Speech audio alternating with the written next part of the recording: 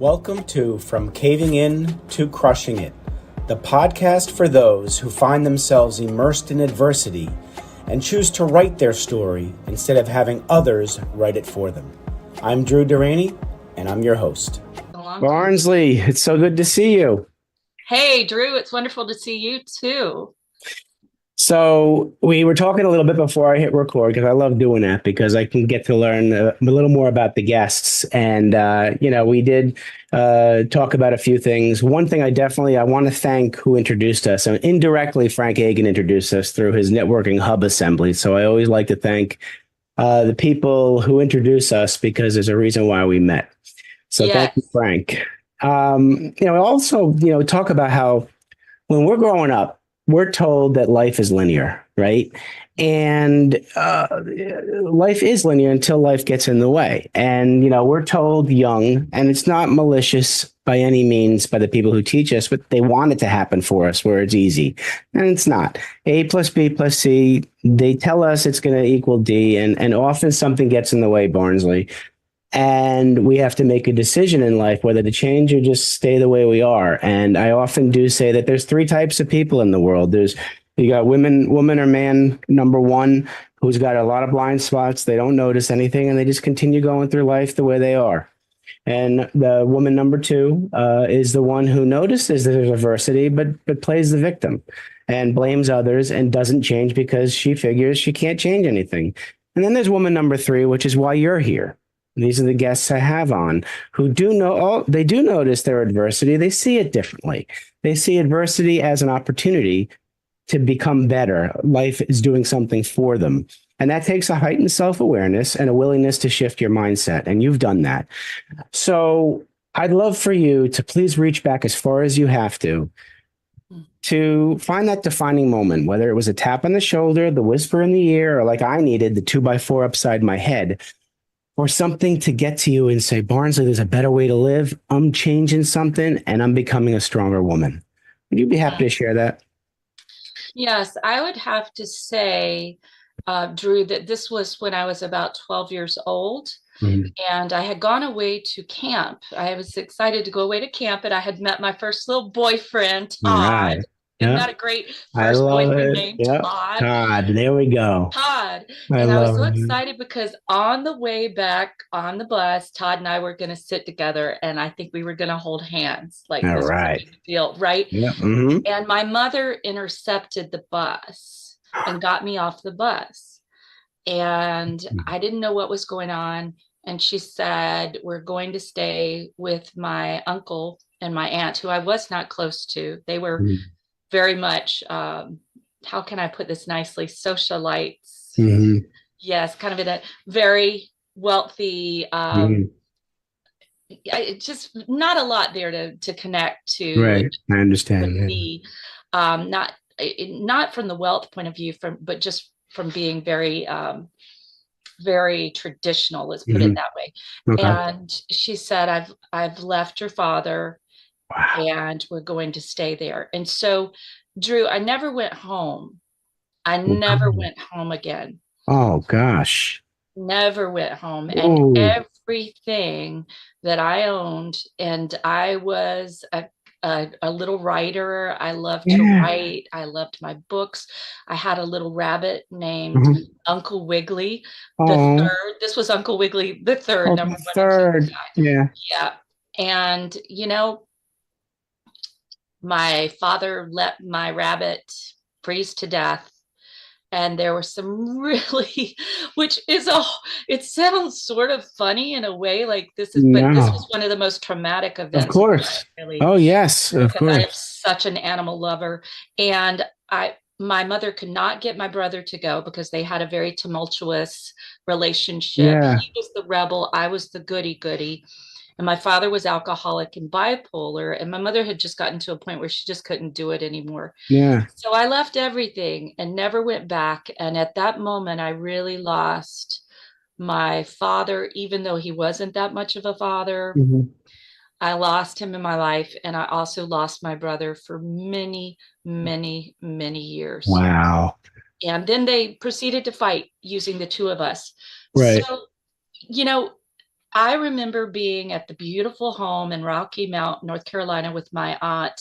And it's a funny detail, but I sprayed my hair with Sun-In, super Sun-In. Do you remember that stuff?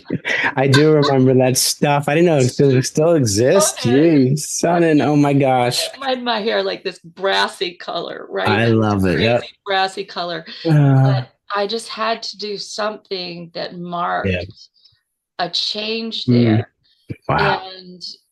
And I never went home. And when I think And did you about, ever see Todd again? I did see Todd Okay, good. once We'll get to more. that. Okay. All Yes, right. and Good. he wasn't all that. So No. Okay. All right. So I was concerned for you on that one. Okay. no, All he right. wasn't all that. That was just this Okay. little 12-year-old. But Yeah.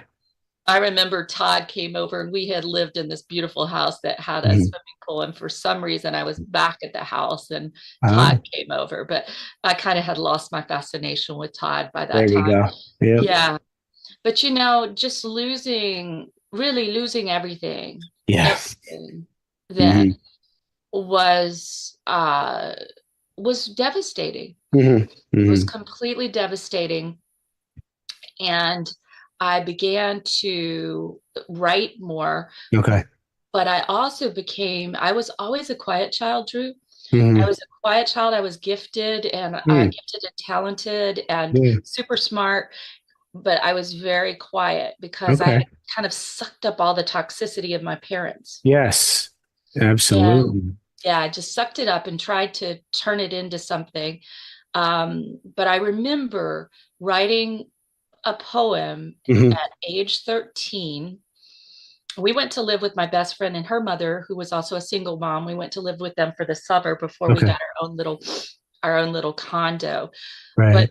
I was so enraged and didn't know what to do. And I was just like turned inward, and I would go to meals with a Mm. book and read them, like go, read the Hmm. book. I was just Yeah. lose myself in books. But I Sure. wrote this poem at Valentine's Day, and I decided it was a really bad poem. I can say that now. It was just so bad. I've had it in elementary school. It was like this rhyming poem. I have it somewhere, but it was the intention. Yeah. And I wanted everyone to know that they mattered, which has been a Oh, really wow. essential piece of my life always. Sure. And so I just folded it up. We did those little funny folding Yeah. things. Do you Yeah. remember those? Yeah. Little And notes. they had to Yeah. be tucked in and blah, Yeah. blah. I folded them and I gave all my friends a Hmm. copy of the poem. Wow.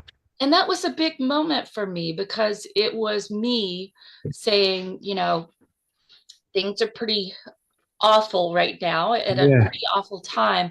I'm Right. going to give something to other people through my writing so That's that they know they beautiful. matter. Hmm. And That's that, when I beautiful. think about that little, you know, preteen having Yeah. that awareness, Well, that awareness was you needed others to say that to you, yes. And so And that you was know maybe what, your way of Drew? doing that. You're Hmm. absolutely right. And here's Yeah. the thing, and this is why we end up, it's one of the things I love about being a coach, a Yeah. business coach, and also Yeah. training people in Reiki is that I get to encourage others Hmm. and give them the encouragement that I did not get Yeah. as Yep. much. Absolutely. Yep. Yeah. It's very fulfilling for that. It And is. It is. yeah. Yeah. Yeah, it is interesting when you finally find out what your passion is and what you want to do in life, how it does relate to how the trauma that you had younger and what you're searching for to give others because you didn't have it. And it's happened to me too, because I remember thinking I was a leader, and my first grade teacher told my mom I was a follower, and that news got back to me, and that kind of affected that. Now I'm back to saying, no, I'm a leader and I'm going to do things to show that and help others. So I give you a ton Damn of that credit. teacher. That's I all I have to know, I say. know, I know. This is the thing. I just want to say to everybody Mm-hmm. listening to us, I Mm-hmm. don't care what somebody's saying about you. Yep. You, if you look at the source, right? And Yeah. if it's your best friend who's always had your best interest at heart, then listen, right? Because there is some Mhm. truth there. But if Absolutely. it's somebody like a teacher or a Mhm. dissertation director or a coach or a youth Yep. director or whatever else, a neighbor Mhm. who's saying Yep. stuff about you, Yep. Absolutely. stuff, You can then say it. You can say it. stuff, Yep. then just look at the source and don't Yeah. believe that. Don't Right. believe it because it's a bunch of BS and Yeah. it's somebody else's crap that they're projecting out Absolutely. onto you. Absolutely. And what's a shame is, now as an adult, we have that mental capacity in our brain to be able to do that. When we're young, we don't, which is why it's really Yeah. important as adults now for us to mentor the youth Yeah. and let them know this before things happen, because they won't have the mental capacity to automatically, look at the source. They're going to believe it, Yeah, especially when we're up to age 7, Mm-hmm. Yep. developmentally, there is Absolutely. no filter No. that whatever's said comes right in. Yep. So we Absolutely. hear stuff, Mm-hmm. Yep. and I even think, Drew, it's such an interesting thing. I'm a parent and I know you are too. I have a Yeah. daughter and we have a pretty darn, I think, open relationship. We Yeah. sometimes bump heads and, Mm-hmm. It fight, but happens, of course. but I've tried to very much be conscious and be Mm-hmm. aware and apologize when I need to and, Right. own my part and Mm-hmm. in whatever's going on. And I think what I realize is that there were a number of things said to me Mm-hmm. by parents Right. that were so off base Mm-hmm. and invasive Mm-hmm. Yep. and abusive, I would say, Sure. that I'm very aware now with my daughter. One Yeah. thing was my body was commented on, Drew, and my mother would say things like, "Oh, you don't look good in those jeans." And Mhm. this is when I was super slim. I am Oh not slim boy. now, but then I was super Oh slim. boy. And Yeah. it stuck with me my whole life, Yeah. Yep.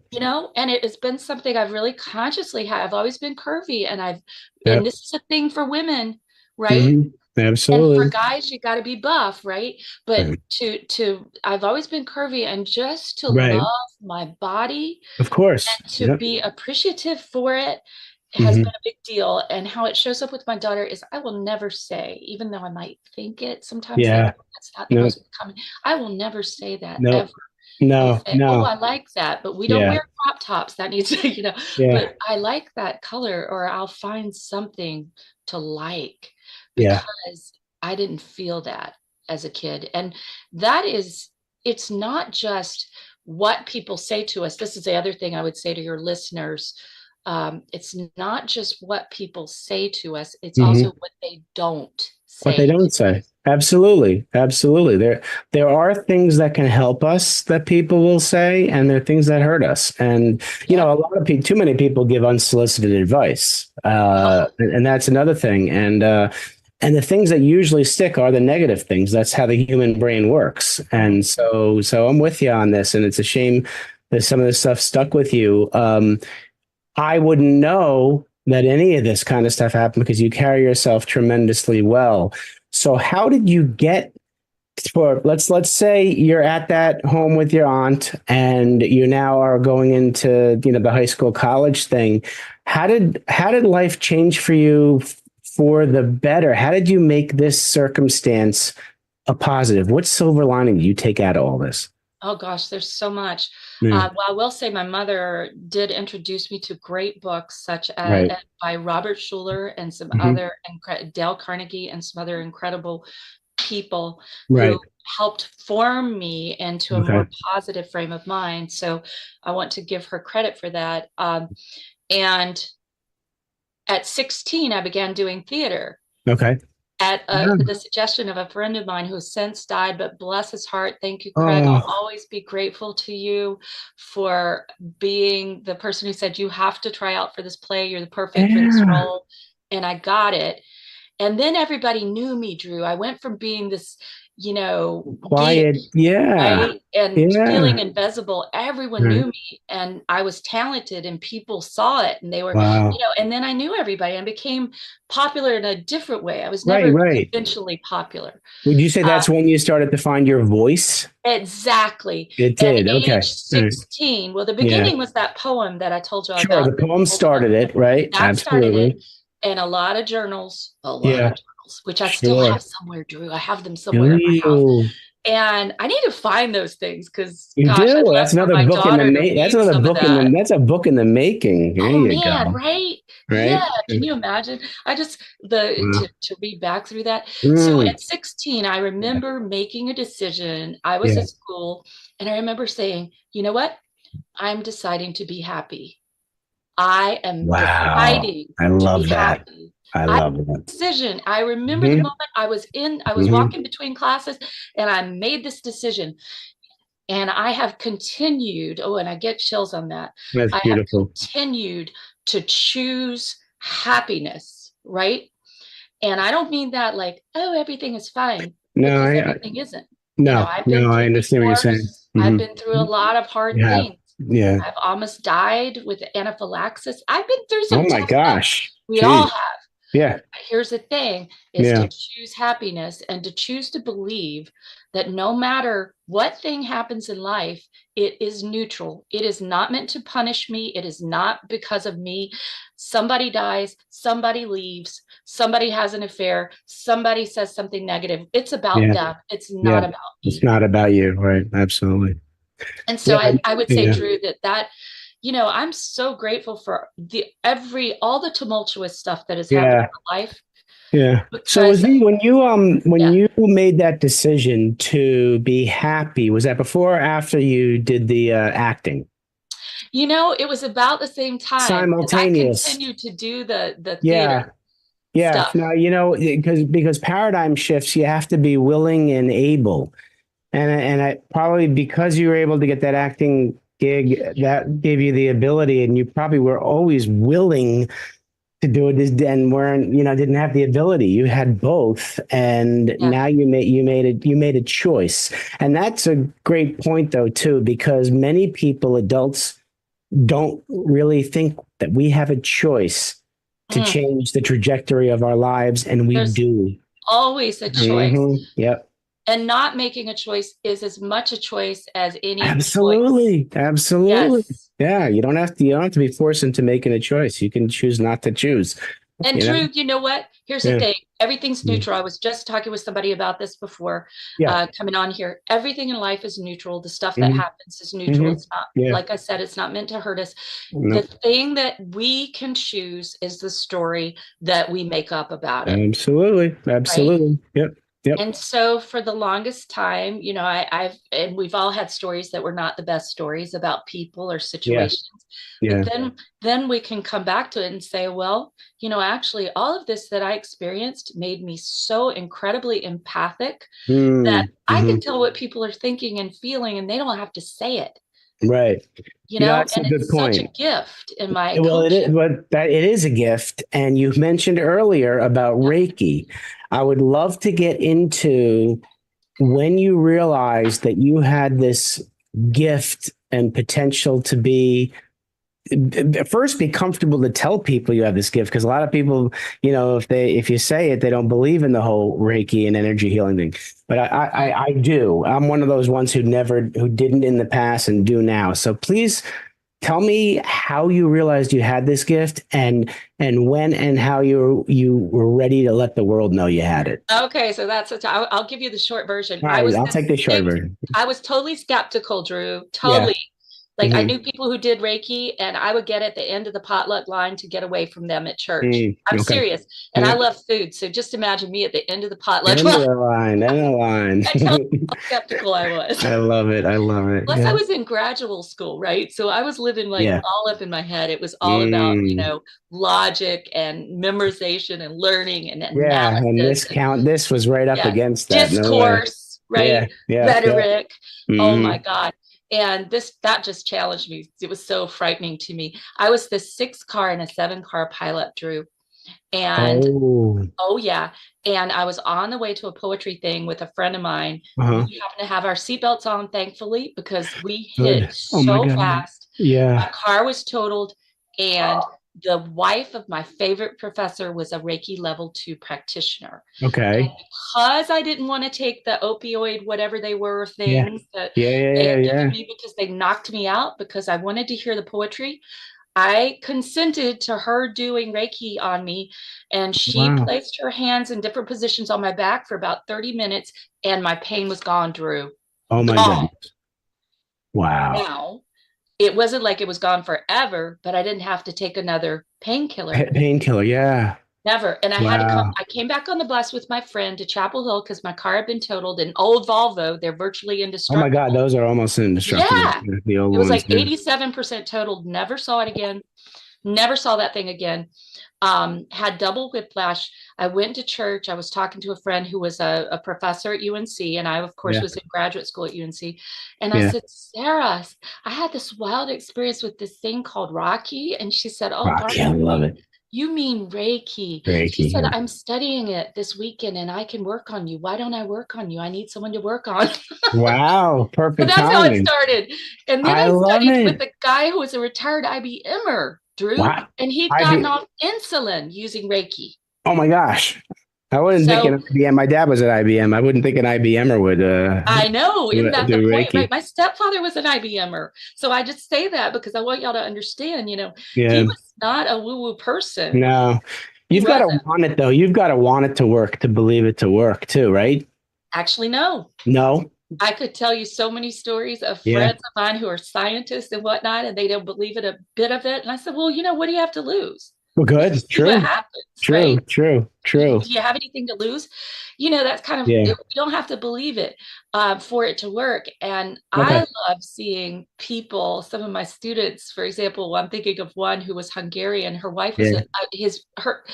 her husband was a math professor, Yeah. and he made fun of her for coming and doing Mm. Reiki training with me, Drew. Okay. Yeah. And then eventually, you know what happened? She went all the way through the highest level of Reiki, which Oh takes wow. quite a commitment. Right. Reiki level master, because Right. it's like karate, it's got different levels. She Yeah. went through the highest level, and by the end of our year together in that highest level, he Yeah. was asking her for treatments. Well, there you go. There you go. All Yeah, right. he was an He probably athlete. saw a He was different. He asking saw. her. I'm sure he saw a difference in it and everything. And then yeah, Yep. that is amazing. Well, So I'm you don't glad. have to believe in it for it to work. No, no. Well, good, good, good, good. Tell us about your coaching and what you do in your coaching. Yeah, so I always actually am always using Reiki everywhere I go. Like Okay, I'm using it now. you Just are. energy out, Drew. I love Because it. guess what? Matter is Yeah. energy, and we're Right. energy. hmm Right. We are energy. That's just physics, Yep. True. right? hmm And we've all felt it, right? We've all felt it when somebody walks in the door and we're like, I ooh. know you get Somebody that walks in the feeling. door and we think, ooh, I got to Yeah. talk to that Yeah. person. We know Absolutely. more, way more than we think we do. Yeah. But we are energetic beings. Matter is hmm energy. That's a law of physics. Yeah. So that being said, I'm always using all the many things I've studied. And I've not Okay. only studied Reiki, I'm a Mhm. dowser. I use Wow. thought field therapy, which is a really wonderful form of a more focused form of EFT, the Okay. tapping that you Yeah. see on Yeah. the line. Yeah. Yep. Yep. Yep. So I use all that stuff in my coaching as well as very traditional hmm asking questions Sure. Right. and looking at options for solutions. The name of my Mm. business is Spirited Solutions. So I'm a very interesting, I would say, blend of right and left brain with my clients. hmm And we not only do the strategy, but we also deal with the energetic part, the energetic hmm blueprint. Okay. Because if you have a shitty energetic blueprint, you're going to Yeah. get crappy results. Okay. Absolutely. Yeah. Yep. It makes sense, right? It's a Yeah. blueprint. Yeah. Yeah. And we deal with the mindset issues hmm along with that blueprint. And that's essential because otherwise folks will not implement the hmm strategy. Very, very good point. You have to Makes sense? embody the strategy. Yeah. Yeah. And We have implement to it. move remove what needs to go so Yeah. that the strategy can stick. So for example, I just had I have a new client who her messaging was off. We've really been working on her messaging and her business. We got it nailed down. She could Yeah. get behind it. She felt the power of it. And then right after that, the next week, she enrolled her first paid in full Mhm. $10,000 coaching client. Okay. Paid in full, Wow. right? Yep. And what happened is we did a lot of work up to there to get rid of mindset stuff. Hmm. Because before she had only, the highest she'd ever charged was about 600. Hmm. Hmm. And to Hmm. move her up to Yeah. where she knew the value of what she offered and could Of really course. stand in that. Yep. Yeah, Yeah. that's very important. Knowing your value and standing your ground. And she needed the work you did for her to be confident in order to let that positive energy out there. Yeah. That's absolutely fascinating. Now you have a podcast. Here's where I'm interested because it was the quiet young lady who then did the acting and started to find her voice. And then now you have a podcast that's called what? Bold, badass business. So that young, I'm going to do my snort quiet, laugh. You know, when I laugh a lot, Drew, I snort. you snort. So I'm going to get you to snort now. Did you hear it? Yes, I did. Thank you. And I'm not editing that out. That I'm going to Don't actually edit it out. I will enhance that. Tell me how you came up with that with the podcast, and because even the type of coaching you mentioned doesn't sound like that. So please indulge us. Well, but I will say, okay, Mhm. it doesn't sound like that, but I am very forthright and direct with my I clients. love that. That I do love And about you. they Yes. know that's the Mhm. case. They Mhm. know. I mean, I am very nurturing and loving, and they know I'll Yeah. kick their butts if I need to. Well, we need You know, that. You can call us out on yeah, our shit. Yeah, oh, yeah, absolutely. exactly. Yeah, And yeah. so it really is, being a badass doesn't mean you're a biker and Right. you go Yeah, around, yeah, beating yeah. people up. No, It's no. For me, being a badass is about the fact that everybody matters. Hmm. Hmm. And I'm going to stand as their partner in Hmm. creating the profitable, purposeful business that is theirs to create. And Absolutely. I'm not backing down. Now No, that's a badass. And I I love will it. It be is. absolutely relentless Hmm. about it. Well, I love that because that's why I wanted to bring that out because now the audience has certainly captured the essence of Dr. Barnsley Brown, the badass. So, folks, you are Well, going to bringing want to out get their badass, that because your that's the yes, whole thing. it's your badass we're My bringing. coach, that That's right. client who just enrolled that paid in full, man, I Of said, course. look, you went from 600 to 10,000 and you Yeah, got it paid in full. That is freaking badassery it right is. there if I've ever That seen it. absolutely is. So you're going to want to get in touch with Dr. Barnsley in order for you and for her to help you get out that badass right there. Go to her website. It's spirited-solutions.com. Grab a complimentary book. Her book is called How to Overcome Overwhelm in 7 Easy Steps. Her website also has everything else that Dr. Barnes is involved in. So you're going to get a lot of value by getting to know Dr. Barnsley Brown. So let me see. We're running out of time, and I have 2 questions I am dying to ask you. The first one is you got the opportunity, you're sitting down with young 7 to 10-year-old Barnsley, and you want to give her advice about life. What are you going to tell her? Wow. Mm. Well, first of all, I'm going to tell her she is precious. Oh, yep. She is precious. Yep. She is beautiful. Mm-hmm. She is kind. She is smart. Yep. She is emotionally intelligent. So first of Mm-hmm. all, I'm going to tell her all the qualities All that that. she has and just Right. love on her. And then I'm going to tell her that she's going to be fine, that Yep. she's going to have a super interesting life, Mm-hmm. and she's going to impact a lot of people, Yeah. and she's going to have a daughter she's so proud of who Ah, also bears those qualities that's that beautiful. she cares about. And she's going to rescue a lot of animals. And, Love it. she's going to travel far and wide. Yeah. And she's going to be unforgettable. I for love good it. reasons. For good reasons. I love that. That's beautiful. All right. So switching hats, you're now speaking with young Barnsley, the young entrepreneur, young businesswoman, ready to give her advice on business. What are you going to tell her?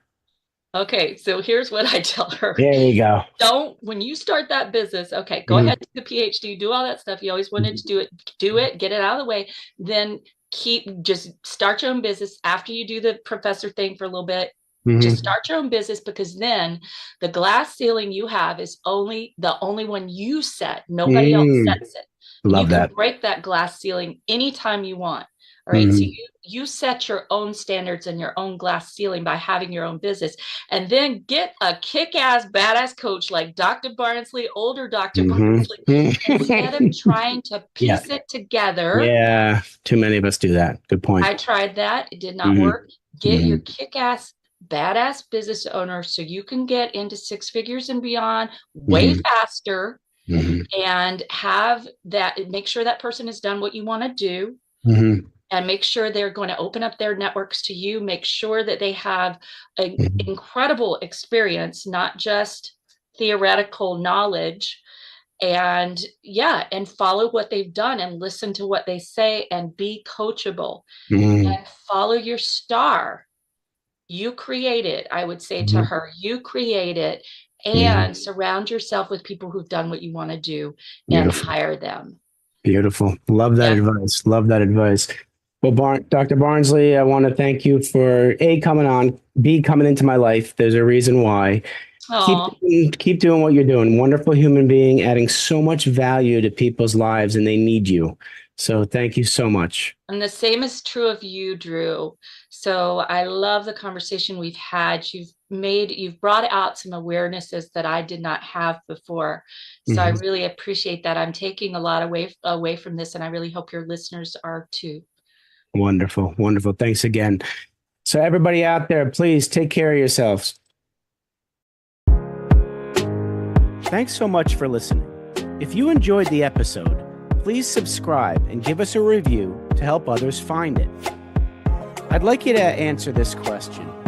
Are you living the life you want to live, or are you living the life others want you to live? I'd like you to think about that for a second, because I strongly suggest you live the life you want to live.